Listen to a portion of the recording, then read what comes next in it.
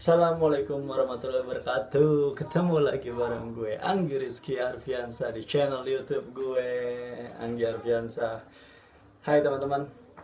Hari ini gue mau ngebahas soal pengalaman gue terhadap sholat duha, atau biasa gue sebut dengan the power of duha, atau dengan kata lain kekuatan dari sholat duha. Dan sebelum kita melanjutkan video ini, ada alangkah baiknya jika anda semua yang menonton jangan lupa diklik tombol subscribe-nya, di like, juga di komen yang baik-baik tentunya. Dan jangan lupa juga untuk di-share ke teman-teman kalian, ke keluarga-keluarga kalian jika video ini bermanfaat. Jangan lupa subscribe dulu ya, agar channel ini bisa menghasilkan pundi-pundi uang. Dengan Anda membantu subscribe channel ini, berarti Anda membantu salah seorang warga keturunan Betawi keluar dari jeratan tukang parkir Indomaret dan penjual tanah warisan. Bantu subscribe ya. Subscribe. Jadi teman-teman, sebelum gue mulai cerita, gue pengen bilang, gue bukan orang yang alim-alim banget. Gue bukan orang yang so agamanya paling bener atau gimana. Tapi namanya manusia, kayak manusia pada umumnya lah. Gue juga kadang sering melakukan kesalahan. Dan gue juga berusaha untuk balance, untuk seimbang antara agama dan nakal-nakalnya gue, antara duniawi dan akhirat gue. Gua alhamdulillah masih bandel, dan alhamdulillah juga kenal yang namanya agama, kenal belum deket-deket banget, masih kenal ya, zuhur, asar, maghrib, isya, sholat, subuh kadang jarang subuh, susah bro, belum terpanggil mungkin hatinya. Tapi untuk urusan duha, alhamdulillah lah, minimal sehari 2 rakaat mah nggak pernah ketinggalan, alhamdulillah. Dan gue nggak mau, dan bukannya gue nggak mau, dan hari ini di kesempatan kali ini gue mau cerita bukan yang soal 2 rakaat atau 4 rakaat, tapi gue pengen cerita soal kekuatan sholat duha 12 rakaat. Dan itu the best bro, the best.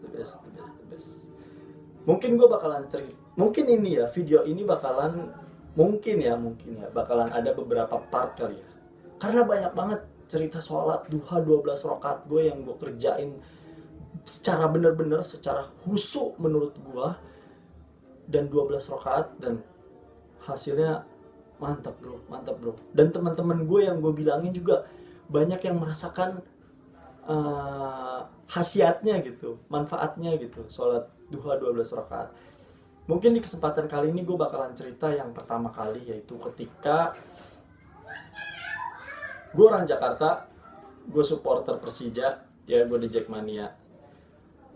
Di tahun 2018, awal 2018 kayaknya, Persija masuk Piala Presiden. Ini lu harus dengerin sampai habis ya, jangan setengah-setengah, karena ini cerita bukan untuk setengah-setengah, ini cerita sampai habis. Final Piala Presiden 2018, yang masuk final adalah Persija Jakarta melawan Bali United. Persija udah lama banget gak masuk final bro, udah lama banget juga gak juara. Terakhir kalau gak salah final gue masih SMP kali, 2000 berapa tuh, 2004 kah, 2000 berapa gue lupa, 2000 sekian lah pokoknya lah, gue SMP apa, iya gue SMP. Dan baru masuk final lagi, yaitu tahun 2018 di final Piala Presiden 2018, ketemunya Bali United.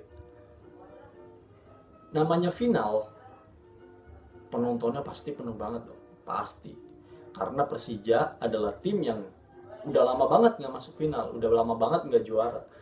Dan ini tuh ngasih semangat baru buat warga-warga Jakarta, buat pendukung Persija, buat di Jackmania yang udah lama juga nggak nonton Persija, termasuk gua terakhir nonton Persija itu SMP, sebelum kemarin-kemarin ya, akhirnya gua sering nonton lagi ya.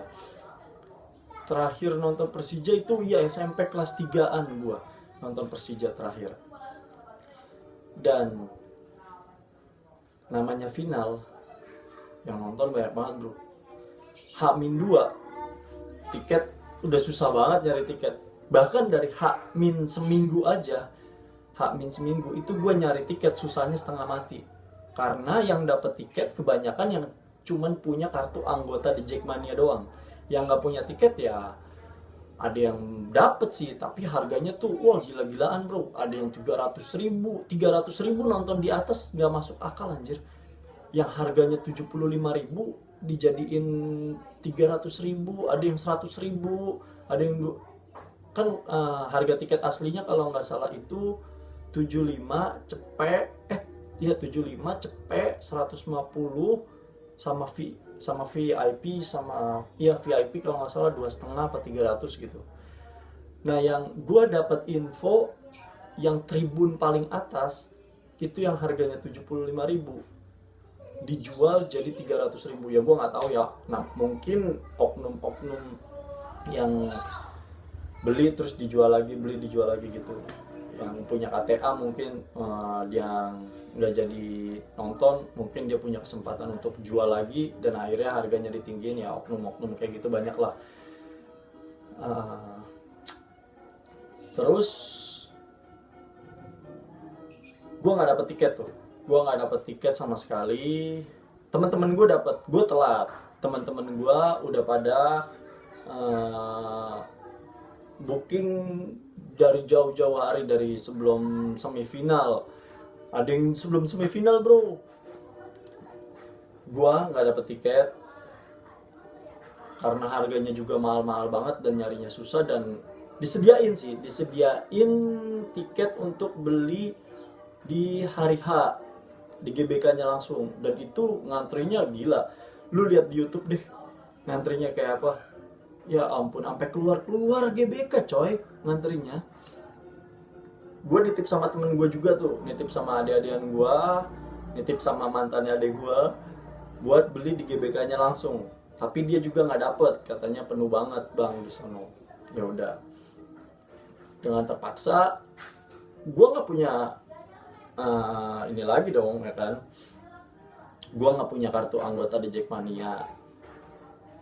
Temen Korwil gue di Jackmania juga cuman beberapa doang, dan mereka juga nggak bisa ngasih tiket ke gue karena gue nggak punya kartu anggota gitu. Jadi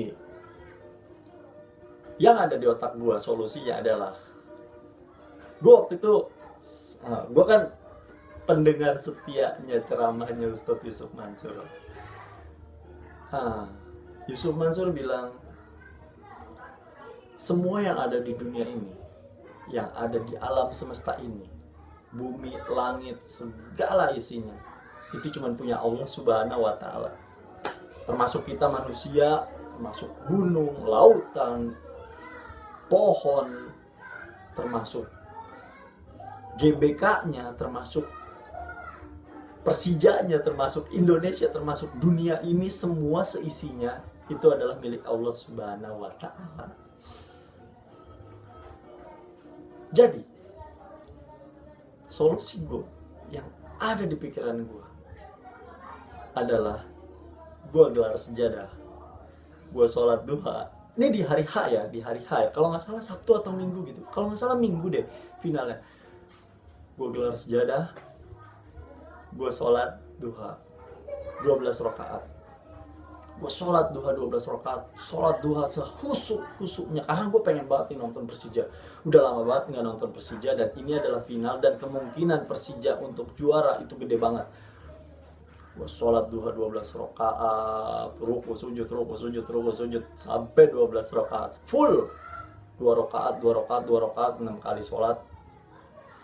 Setelah sholat duha 12 rakaat, gue doa doanya sholat duha yang kayak biasa lah, yang inat duha, duha uka. Tapi gue kalau doa kayak gitu lebih pakai ke translate bahasa Indonesianya, karena biar bisa nyentuh ke hatinya tuh dapet. Jadi gue bacanya, ya Allah, waktu duha ini ialah duhamu, kecantikan ialah kecantikanmu, keindahan ialah keindahanmu, kekuatan ialah kekuatanmu, kekuasaan ialah kekuasaanmu, dan perlindungan ialah perlindunganmu. Ya Allah, jika rezekiku masih di atas langit, tolong turunkanlah. Jika di dalam bumi, tolong keluarkanlah. Jika sungkan, tolong mudahkanlah.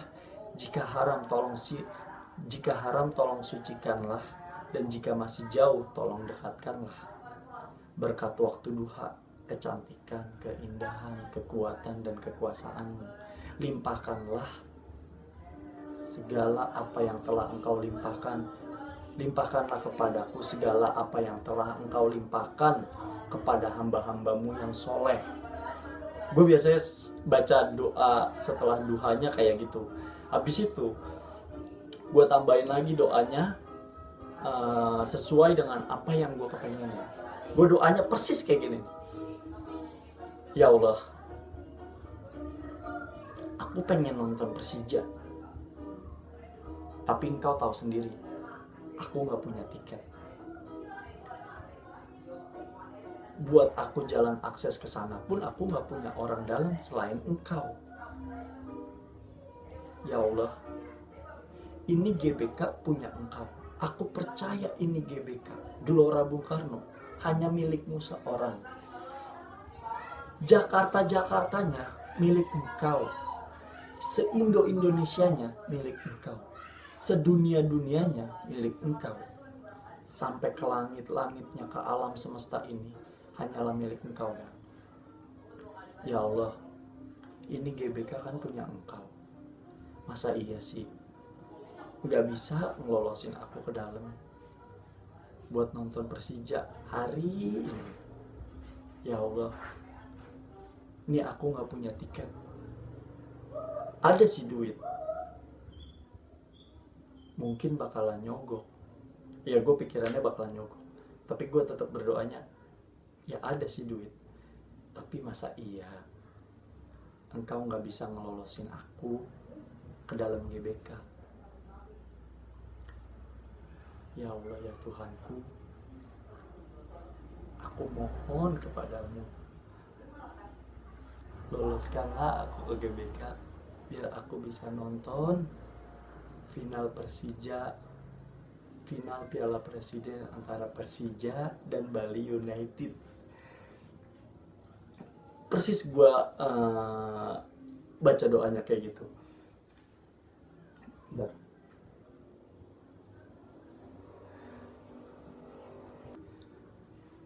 Persis banget gue doanya kayak gitu. Setelah gue doa kayak gitu, gue bilang juga kan, masa iya sih ngelolosin aku aja nih gak bisa gitu ke GBK? Kan engkau yang punya nih. Aku mohon dah, lolosin aku biar aku bisa nonton Persija di final Piala Presiden. Ya hari ini aja nih. Udah tuh selesai doa, gulung sejadah, nggak punya tiket nih, tapi punya duit. Gue punya opsi, gue tetap bawa duit walaupun nggak punya tiket. Gue tetap bawa duit. Ya namanya anak yang nggak terlalu alim-alim ya, masih ada sisi-sisi bandelnya ya, masih ada pemikiran buat nyogok-nyogok polisi gitu, atau beli tiket di calo nanti kalau harganya emang pas. Tapi yang penting jalan aja lah dulu, yang penting mau bawa duit, nanti juga masuk. Gue mikirnya begitu. Sampai sono jalan nih rame-rame sama temen gue. Yang lain udah pada punya tiket, sisa gue doang nggak punya tiket. Terus kucuk. Datanglah temen gue satu orang juga, dia nggak punya tiket juga, sama kayak gue. Gue nggak tahu ya dia sholat duha juga atau enggak ya. Jalan sampailah kita ke GBK. Yang punya tiket slow, leha-leha di sana, ngerokok, kopi, duduk slow. Nah, gue nih sama temen gue nggak punya tiket, panik ya sedikit, tapi slow aja. Kita mah udah biasa ke GBK ya kan. muterin aja dulu, cari jalan. Dan hari itu di Jackmania tuh yang datang buset, membludak banget coy. Dalam full, GBK kapasitas 80.000. Dan katanya kalau nggak salah tiket yang kejual hari itu ada 75 ribuan sekian kalau nggak salah. Terus di luar GBK itu banyak banget coy. GBK tuh kan pintunya banyak ya, terus disediain layar gitu buat nobar. Jadi setiap sisi jalanannya itu udah penuh bro, full. Dan hari itu barikadenya ada 2 barisan. Jadi ini GBK, misalnya ini GBK nih ya, ini GBK, ini si lapangan bolanya nih GBK-nya. Jadi sini ada barisan pertama polisi, nah sini barisan kedua polisi. Jadi ada banyak lah, dan di pintu gerbang paling depan juga udah diperiksain sama tiket. Dan gua jalan, dan bener aja, keajaiban dimulai dari ketika sampai di GBK. Gue datang ke GBK, parkiran udah penuh coy, nyari parkirannya susah. Akhirnya gue sama anak-anak gue parkir di luar GBK, di Panahan, di depan gerbang Panahan. Kita parkir motor di situ dan bayar langsung. Ketika bayar parkir, nih ajaib mulai kejadian di sini nih. Parkir cuma bayar goceng, yang lain bayar parkir. Goceng, dimintain parkir, goceng. Nggak tahu kenapa, ketika pas tukang parkirnya di depan gua, tukang parkirnya ngelewatin gua gitu aja. Dan gue juga yang emang namanya masih bandel ya, emang ya nih kalau saya seringnya ini si bandel. Jadi nggak ditagih ya gue nggak ngasih ya, tapi tetap gue pengen bayar, tapi ya nanti aja lah pas baliknya gitu, gue pemikirannya gitu. Siapa suruh nggak nagihin dari pertama ya kan, yang lain ditagih-tagihin, yang lain dimintain duit parkiran, gue nggak. Keajaiban dimulai, 1, gue nggak bayar parkir. Jalan masuk pemeriksaan pertama, lolos. Yang lain pada nunjukin tiket, gue berdua nggak punya tiket nih. Jalan aja pepet-pepetan, lolos. Dari checking tiket, dari dicek tiket pertama gue lolos. Di jalan gue nyari tukang tiket, siapa tahu ada calo. Tapi ternyata ada info calo di dalam, nggak ada yang berani masuk. Pokoknya di sekitaran situ nggak ada calo, karena ada 1 calo ketangkap ternyata digebukin. Akhirnya kita nggak berani dong nyari ke calo juga, daripada nanti kena tipu juga ya kan. Udah pasrah aja, kalaupun nggak bisa masuk ke dalam, bisa nobar di luar ini, tapi tetap ikhtiar gitu ya kan. Jalan muterin semua sampai keliling gua GBK nih. Belum sampai keliling GBK full, lihat ada pintu yang kebuka, pintu yang buat orang ngantri mau masuk. Tapi cuman yang punya tiket doang yang dikasih masuk, sedangkan di situ rame banget tapi orang nggak punya tiket. Nah, gue berusaha untuk nyelip, sampailah di barikade paling depan, yang depan-depanan sama polisinya langsung. Gue nggak nerobos yang, ayo kita jebolin aja pintunya. Enggak, gue nggak sebagai provokator bro. Dan di depan pintu situ ada cewek yang jualan tiket. Dengan alasan dia nggak jadi masuk karena temennya nggak jadi datang, dan tiketnya tersebut tiket atas nih, tiket tribun atas, dia mau jual seharga 3,5 apa 300 ribu ya, gue lupa, kalau nggak salah 300 ribuan lah ya, pokoknya harganya nggak masuk akal. Dan malah disurakin sama dejek yang lain juga, kemahalan, tapi tetap ada yang beli, tetap ya, mungkin dia punya duit ya, dia ngerasa punya duit ya, dan dia pengen nonton ya, nggak ada salahnya juga sih sebenarnya. Simbiosis mutualisme, lu butuh tiket ya, gua capek nih beli tiket, ngantri mungkin gitu ya jasanya. Akhirnya kejual, tapi gua nggak beli tuh sama temen gua. Udah gua di depan aja, berdiri depan si pagernya tersebut sambil ngobrol-ngobrol aja, ngelobi polisinya. Nggak lama, cuma 5 menit ngobrol-ngobrol, tanya jawab, Pak, woi jaga dari jam berapa pak? Ya sudah basa-basi anak-anak ini dah yang pengen ngelobi. Rumah di mana pak? Ya tanya balik ya kan. Oh dia nanya balik gua. Emang dari mana bang? Dari Kalideres bang. Oh dari Kalideres. Punya tiket? Nggak punya nih gitu.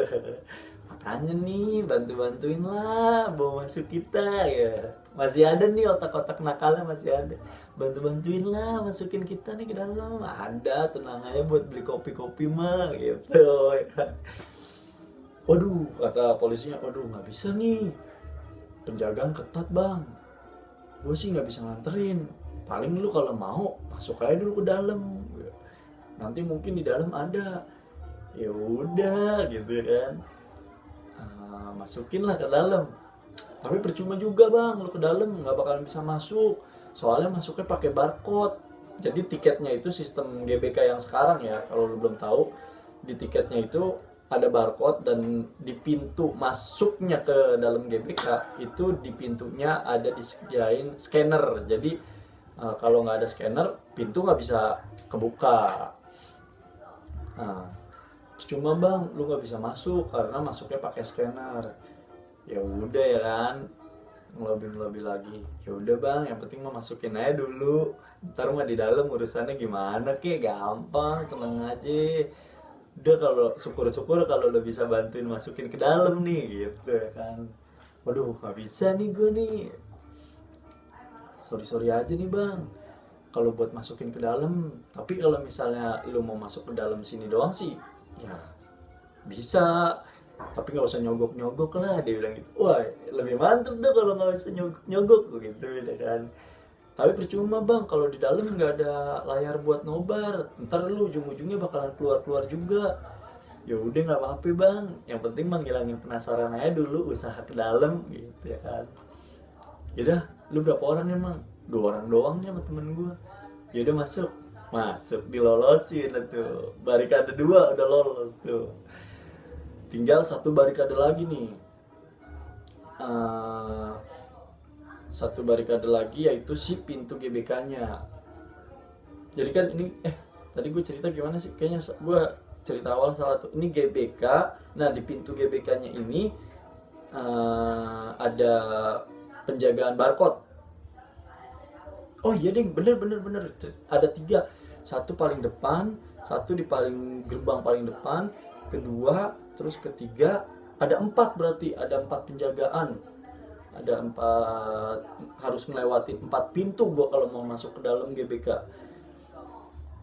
Akhirnya melewati gimana ya, bentar dulu gue inget dulu. Oh iya deh, bener. Jadi ini GBK, di GBK-nya itu ada pintu. Pintunya itu ada sistem barcode-nya. Di pintunya itu ada sistem barcode-nya. Terus di depannya ada barikade. Nah ada barikade lagi itu di paling depan, di pintu paling depan gitu, kalau nggak salah ya, gue lupa inget tuh. Akhirnya lolos, masuklah ke dalam, tinggal 1 barikade lagi nih bro, yaitu si pintu GBK-nya. Muter. Udah, berarti udah berapa keajaiban tuh, nggak bayar parkir, lolos pintu pertama, lolos pintu kedua, udah 3 keajaiban. Keajaiban keempat adalah mau masuk ke GBK, cari nggak ketemu, nyari lagi, nyari, akhirnya ketemu 1, kayaknya kalau nggak salah pas pampres dia, karena kan di final tersebut ada presidennya, gue lupa pas ya, pokoknya ada anggota lah, ada anggota yang oknum gitu yang memanfaatkan kesempatan tersebut untuk masukin beberapa orang di Jackmania dan nyogok gitulah. Tapi ternyata nggak bisa. Gue coba ngikutin sono sini ngikutin dia ya kan, karena dia udah megang duit beberapa orang yang mau dia dimasukin, tapi nyari pintu sana nyari pintu sini, ternyata panitia ketat karena itu final, susah banget buat masukin ke situ, ternyata penjagaan ketat dan nggak bisa. nggak bisa, ternyata duitnya dibalikin. Pas dibalikin, gue sama temen gue berusaha lagi dong, nanya sini sono, ngelobi panitia, ngelobi oknum ya kan, ya siapa tahu ya kan ada yang mau. Tapi ternyata emang susah di sono. Sampai akhirnya gua sampai di nih siapa yang renovasi rumah di malam-malam. Sampai akhirnya gua sampai di pintu depan VVIP nih. Gua di depan VVIP, di depan pagarnya, sambil ngobrol-ngobrol kayak tadi, ngelobi ya kan, yang nggak jaga. Bang, bantu lah, masuk gitu. Wah, nggak bisa nih. Ya, masa nggak bisa? Bisa lah, itu kan ada apa? Ada ID cardnya, bisa kali masukin kita mah. Cuma bang, kalau lu pada nungguin di depan pagar sini mah, dia bilang. Soalnya ini VVIP, yang bisa masuk ke sini cuma tamu undangan. Gue mikir-mikir, oh iya juga, tamu undangan yang kata dia tamu-tamu undangan yang dari panitia Piala Presiden, kayak presidennya langsung, gubernur, gitu-gitu deh pokoknya. Orang yang datang ke tempat VVIP tuh yang mobilnya sampai parkir ke depan VVIP, ngedropnya tuh sampai ke depan situ gitu. Jadi oh iya. Dan di sebelahnya VVIP itu VIP. Gue mikir loh, oh iya, kalau VVIP kan tamu-tamu undangan khusus nih, nggak mungkin gue bisa duduk di VVIP karena yang datang ke situ ada Jokowi, terus kalau nggak salah Anies Baswedan, terus kalau nggak salah Sandiaga Uno juga. Gue lupa, pokoknya orang-orang penting gitu deh. Gue kalau sampai masuk ke situ ya dicurigain juga bakalan, ya kan. Akhirnya gue geser lah ke sampingnya. Sampingnya adalah VIP. Gue ngelobi VIP, bang, bantuin lah, sama lah kayak tadi ngelobinya, masukin. Nah, waduh, nggak bisa nih, soalnya masuknya harus pakai barcode. Ya masa nggak bisa sih, ada ini buat ngerokok ngopi-ngopi mah. Terus dia langsung nolak gitu ya kan. Wah, maaf nih, sorry nih, kalau misalnya buat nyogok saya nggak bakalan pernah bisa disogok deh, saya nggak mau kalau buat yang nyogok gitu. Beragama. Alhamdulillah aja nih, polisinya beragama. Polisinya takut sama yang namanya uang haram. Dia nggak mau buat disogok-sogok. Gue salut nih sama polisi, nggak mau disogok-sogok. Tapi dia juga nggak tega ngelihat kita, karena kita udah ngemis yang bukan ngemis sih, udah kayak yang biasalah. Soalnya kita udah ngobrol panjang lebar, udah ngobrol tentang kerjaan, gimana enak apa enggak kerjaan dia, gimana enak apa enggak kerjaan gue. Kita udah ngobrol panjang lebar nih. Dan pertandingan udah mulai bro, baru mulai. Mungkin baru mulai sekitar 5 menitan. Akhirnya cari solusi, dia juga mulai nggak enak kali ya sama gue, karena kita udah ngobrol panjang lebar. Akhirnya dia ngasih solusi ke gue gini, nih bang, abang diem aja nih ya, saya bisa bang bantu abang masukin, tapi abang diem aja nih. Wah, langsung dong, rada semangat dikit nih, ada harapan. Oh iya bang, siap, kita mah apa aja instruksi bapak kita siap lakuin dah, gitu. Terus gue tarik temen gue, lu sini aja deket gue, nggak usah jauh-jauh, kita mau dimasukin tapi nunggu aman. Terus dia bilang, jadi gini bang, pintu ini cuman bisa dibuka sama barcode, sama tiket yang ada barcode-nya. Kalau nggak ada barcode, pintu ini nggak bakalan dibuka, percuma gitu. Dan di sana ada CCTV, kalau saya nyogok pun saya bakalan ketahuan. Dan semua penjaga pintu ini, kalau misal ada yang terima sogokan, itu ancamannya bakalan dipecat, bakalan kehilangan pekerjaan. Oh iya bang, siap, kita ngerti pak, gitu. Jadi gini bang, pintu ini sekali kebuka itu lumayan gede space-nya, mungkin bisa masuk 2 atau 3 orang.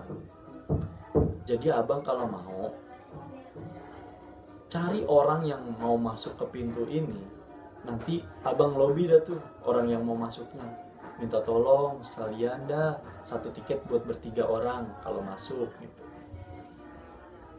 Kalau dia mau ya jangan dipaksa, tapi kalau misalnya nggak mau takutnya nanti ada keributan apa segala macem, sayanya bang yang kena. Oh siapa siap. Akhirnya gue tungguin depan gerbang, dan bener aja nggak lama setelah dia ngomong ada orang yang mau masuk ke lewat pintu VVIP. Sebelum dia masuk gue tahan dulu, bang sorry banget nih bang ya, gue mau minta tolong nih bang sama lu, gue mau minta tolong banget nih sama lu. Terus orang bilang, oh iya bang, siap, mau minta tolong apaan gitu. Jadi gini bang, gue nih sama temen gue berdua gak punya tiket bang, tapi gue pengen masuk nih. Nah terus tadi gue udah lobby lah, udah ngobrol sama si yang ngejaga pintunya ini. Terus dia bilang ini pintu bisa masuk bertiga. Nah lu kan punya tiket nih, dan lu kan sendiri nih, boleh gak nih gue numpang masuk bareng tiket lu? Pintu ini kan bisa bertiga. Nah gue sama temen gue kan berdua, lu kan sendiri, jadi 1 tiket lu kita masuk bertiga bang, boleh gak bang? Sama-sama The Jack ini mah kita. Wah ya bang, siap, silakan aja kalau emang bisa mah, masuk aja nggak apa-apa, gue mah solo gitu. Akhirnya kita masuk lah bertiga, ternyata bisa masuk. Dan lu tahu masuk di pintu apa? VIP. Ya Allah, seumur umur gue nonton bola di GBK baru kali itu di VIP. Ditolongnya sama siapa? Sama Allah. Gue kalau nggak sholat duha nggak bakalan bisa masuk VIP coy, sumpah dah. Mahal VIP hari itu kalau nggak salah 3,5 apa 2,5 gitu. Ya bisa sih, tapi ya sayang aja gitu buat masuk VIP. Dan belum tentu harganya 2,5 juga, karena itu final nyari tiket susah banget coy. Orang yang buat tribun aja ada yang ngejual sampai 3,5, 300, 3,5, apalagi buat ngejual VIP. Akhirnya kita masuk dan nonton. Di babak pertama kurang lebih cuman kelewat 15 atau 20 menitan gitu. Pokoknya gue masuk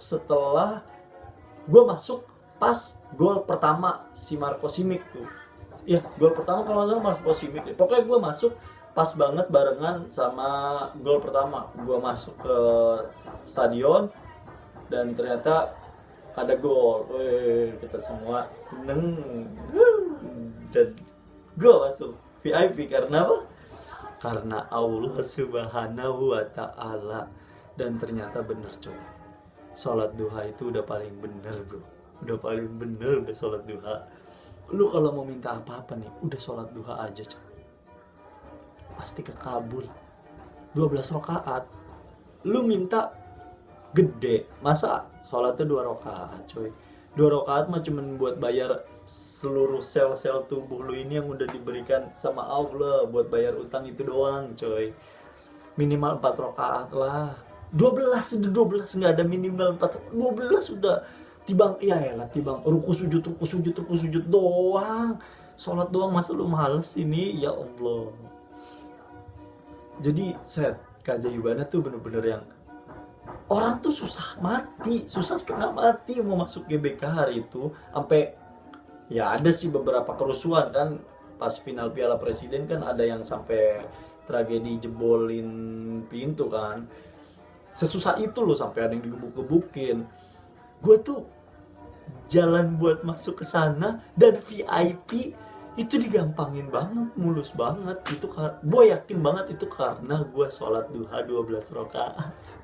Ya walaupun testimoni ini rada sedikit menyimpang ya, karena masukin GBK dengan cara yang nggak normal gitu, secara tidak beli tiket gitu. Tapi kalau dipikir secara buat contoh agama ya,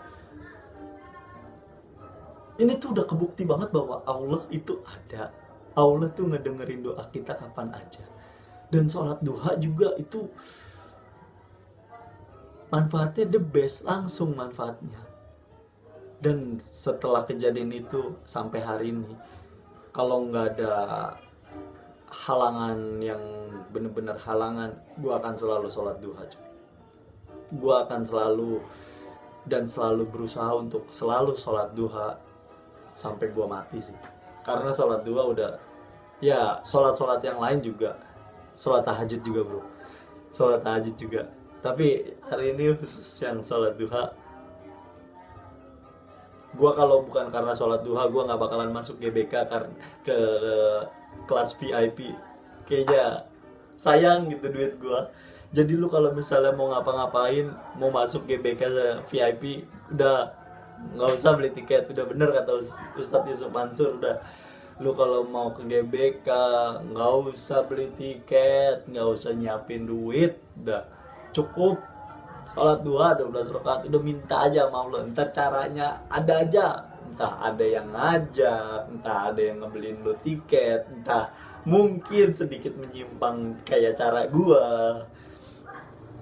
Pokoknya udah bener dah omongannya Ustadz Yusuf Mansur, dah lu kalau mau ke pasar udah gak usah bawa duit, besok mau udah sholatin aja, udah sholatin duha sama sholawatin, udah paling bener, udah itu udah. Sebenarnya masih banyak coy cerita-cerita gua tentang sholat duha ini, manfaat-manfaatnya yang langsung gua rasain ya. Tapi kayaknya waktunya ini aja udah 30 menitan lebih. Jadi ya gua bakalan cerita di kesempatan berikutnya. Dan untuk video kali ini, terima kasih yang udah nonton sampai habis. Dan ya mungkin caranya gue masuk ke GBK mungkin sedikit menyimpang, tapi gue di sini menekankan bahwa gue cuman pengen ngambil poin baiknya dari sholat duha tersebut. Mungkin cara gue masuk ke dalam GBK-nya salah, tapi gue di sini pengen nyeritainnya, poinnya adalah manfaat sholat duhanya. Jadi ya gue sih minta harap dimaklumin. Terserah juga sih, bodo amat juga. Yang penting gue cuman mau, intinya gue pengen ngajak biar lu mau sholat duha gitu, biar lu tuh udah nggak usah ragu-ragu lagi sama yang namanya keajaiban sholat duha. Udah sholat duha tuh udah paling bener. Gue tuh cuman pengen lu mulai hari ini nih, mulai sejak lu nonton video ini, udah lu tuh sholat duha. Ya kalau lu nggak sanggup 12 rakaat ya pelan-pelan lah belajar 4 rakaat, 6 rakaat, 8 rakaat, 10 rakaat. Ya kalau nggak bisa mungkin lu kerja gitu ya kan, peraturan kantor lu mungkin ketat ya Sabtu Minggu lah 12 rakaat. Harus dipaksain bro, harus dibiasain sampai kebiasaan tersebut kalau lu nggak jalanin, lu akan ngerasa bersalah gitu. Jadi ya gitu aja lah, gue berharap lu bakalan mulai sejak nonton video ini, kedepannya lu bakalan sholat duha terus menerus. Amin. Dan jangan lupa ya di subscribe biar channel ini makin berkembang ya. Terima kasih teman-teman yang udah nonton video ini sampai habis. Sampai ketemu di video-video selanjutnya, dan jangan lupa juga buat nonton video-video gue yang sebelumnya. Terima kasih yang sudah menonton, sampai jumpa di kesempatan berikutnya. Dadah.